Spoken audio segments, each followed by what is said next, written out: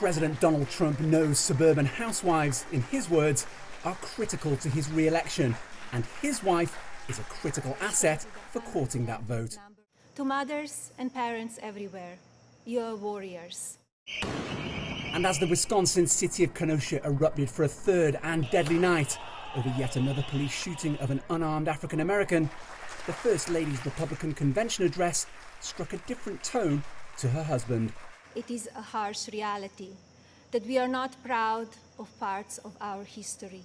I urge people to come together in a civil manner so we can work and live up to our standard American ideals. I also ask people to stop the violence and looting being done in the name of justice. After two unconventional convention appearances on Monday, Trump limited himself to hosting a naturalization ceremony for new U.S. citizens.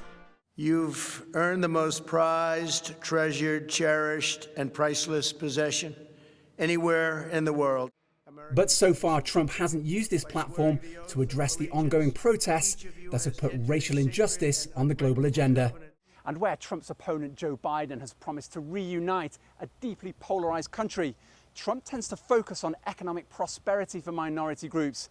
He also talks about prosecuting the minority of those breaking the law during ongoing protests over racial injustice, rather than the historic grievances driving them.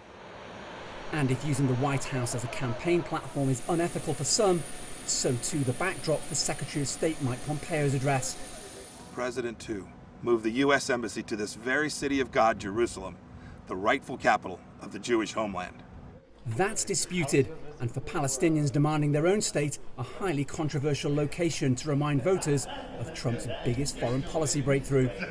Just 2 weeks ago, the president brokered a historic peace deal between Israel and the United Arab Emirates. This is a deal that our grandchildren will read about in their history books.